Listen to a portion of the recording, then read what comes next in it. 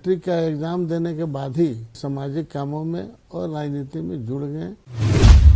हम अपने फूफू के घर में रह के शिक्षा दीक्षा हम कच्ची बलियारी में रह के किए और फुटकी हाई स्कूल में। शुरू से हमारा क्रियाकलाप रहा विनोद बिहारी महतो, A.K. राय और शिबू सोरेन के साथ में। हम अपने गांव घर में नहीं रह पाए क्योंकि शिक्षा के लिए शिक्षा का माहौल नहीं था, इसलिए हमें शिक्षा पर सबसे ज़्यादा रुचि रहा है शुरू से। मेरा जो विज़न था वो ये विज़न था कि झारखंड को कैसे हम विकास की ओर ले जाएं। नमस्कार, मैं विनोद ओझा। झारखंड विधानसभा की टीवी में आपका स्वागत है। जानिए अपने विधायक को कार्यक्रम में मैं आज आपको ऐसे शख्स से मिलवाने जा रहा हूं जो झारखंड में किसी परिचय के मोहताज नहीं है। लगातार 5 बार विधायक बने मथुरा महतो जी झारखंड अलग राज्य के आंदोलनकारी भी रहे हैं। एक संघर्षशील नेता के रूप में इनका परिचय रहा है। आइए अब खुद हम इनसे जानते हैं इनका परिचय। मथुरा जी। मैं मथुरा प्रसाद महतो, विधायक टुंडी, झारखंड मुक्ति मोर्चा से 2000 साल से पहला चुनाव हम विरध बिहार के समय से लड़े और इस बीच में 2014 में हम चुनाव हारे भी हैं और 2019 से हम पुनः फिर विधायक बने हैं और आज हम झारखंड विधानसभा के टीवी में अपना साक्षात्कार दे रहे हैं। सबसे पहले तो हम विनोद जी का आभार प्रकट करते हैं जिन्होंने ये कार्यक्रम विधानसभा की ओर से आयोजन किया। आप लंबे समय से राजनीति में हैं, लेकिन आप अपने आप को कब से राजनीति में देखते हैं? मतलब कब से आप मानते हैं कि मैं राजनीति में पूरी तरह से आ गया?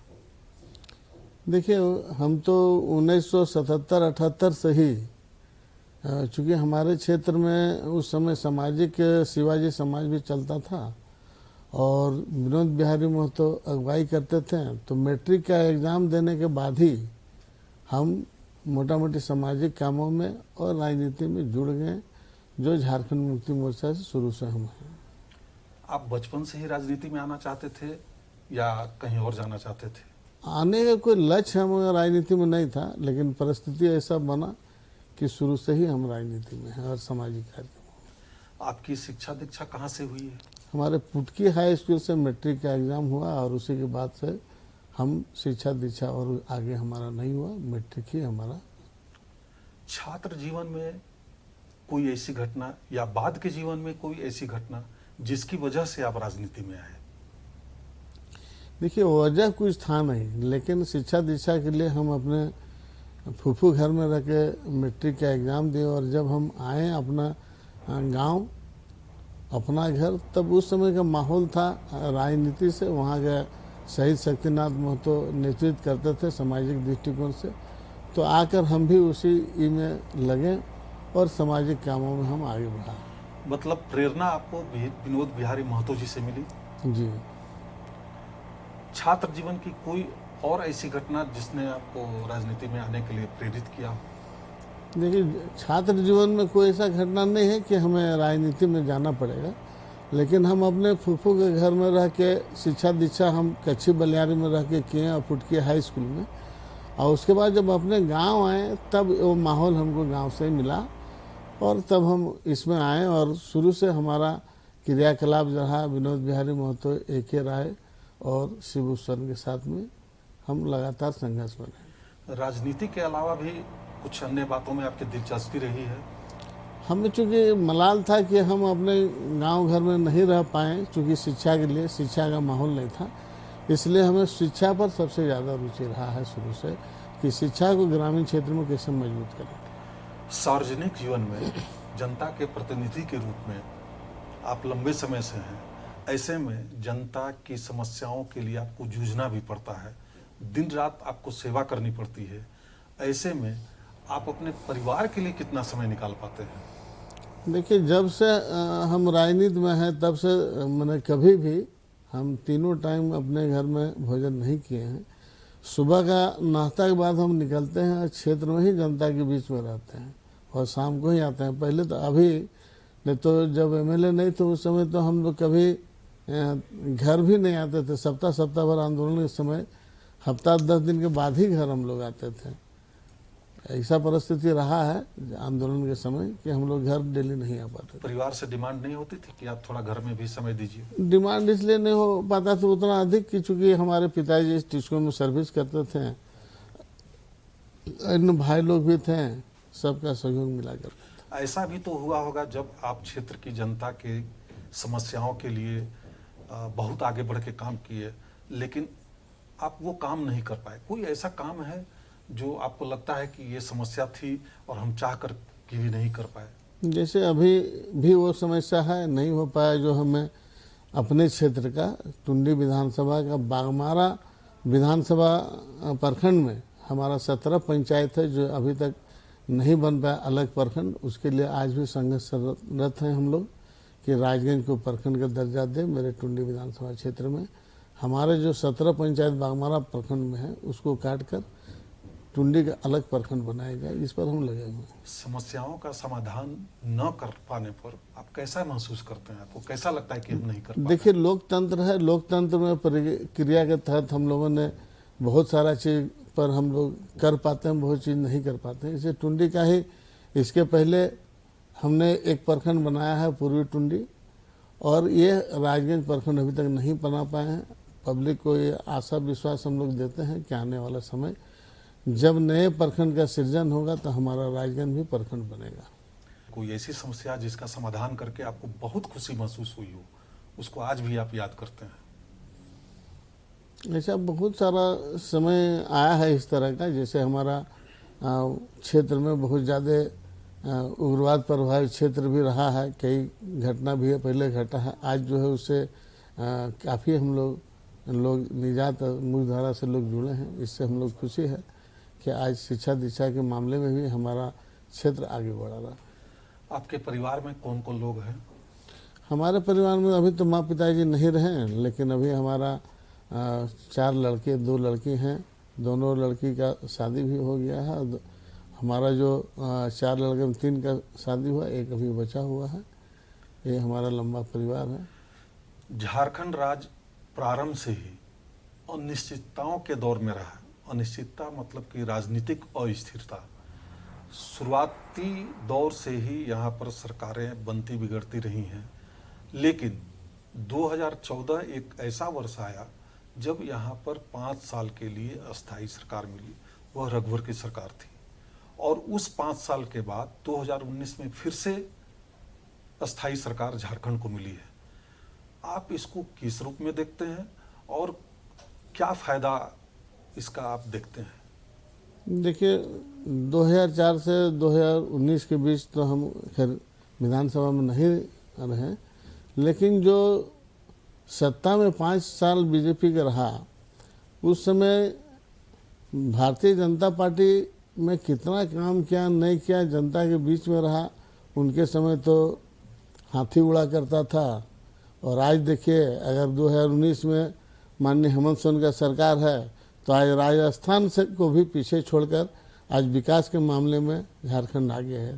तो ये हमारा उपलब्धि है, इस सरकार का उपलब्धि है कि राजस्थान जैसे स्टेट को आज पीछे धकेल कर माननीय हेमंत सोरेन सरकार आज अव्वल दर्जे में आया। नहीं, मेरा ये सवाल है कि अस्थाई सरकार होने का क्या लाभ मिल रहा है स्टेट को, जैसे कि रोजगार की दिशा में हो, विकास की दिशा में हो, अन्य दिशा में हो, क्या लाभ मिल रहा है अस्थाई?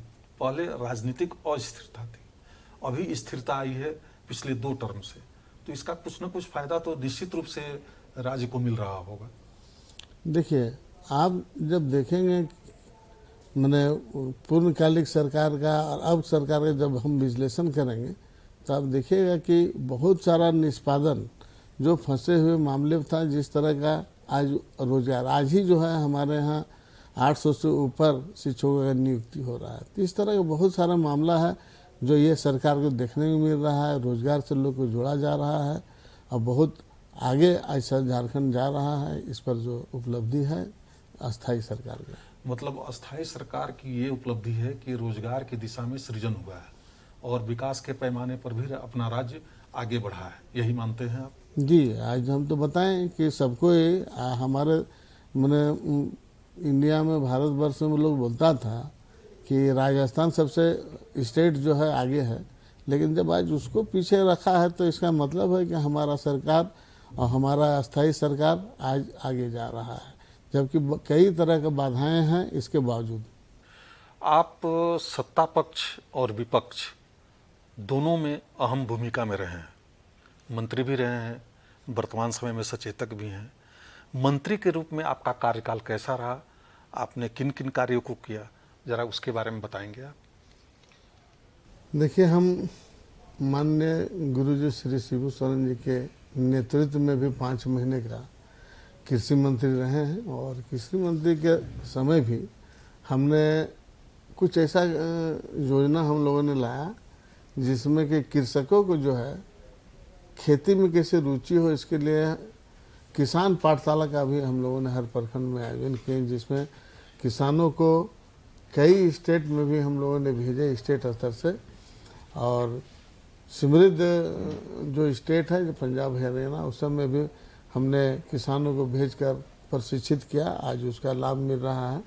आप देखे होंगे कि उसी समय भी हम लोगों ने मछली पालन पर, जो आज हमारा मछली पालन पर भी स्टेट आज अपने पर निर्भर हो रहा है, ये शुरुआत हमने किया था कि जब साउथ से हम ला सकते हैं मछली और यहाँ मार्केटिंग होगा, तो क्यों नहीं हम यहाँ पालन को बढ़ावा करें। तो जिसमें कई तरह का योजना हम लोगों ने लाया, और जो बढ़िया कृषक रहा, जो बढ़िया मछली पालक रहा, उसको हम लोगों ने प्रोत्साहन दिया, उसको वाहन दिए, कई तरह का हम लोगों ने कार्यक्रम चलाया है। और फिर अर्जुन मुंडा जी के सरकार में भी हम खाद्य आपूर्ति मंत्री रहे, और उसके बाद राजस्व मंत्री भी रहे।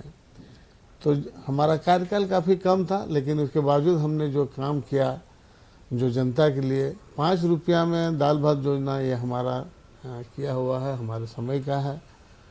और उसके अलावे 10 रुपया में धोती साड़ी सोना सबरम योजना, ये भी हम लोगों के समय का लाया हुआ है।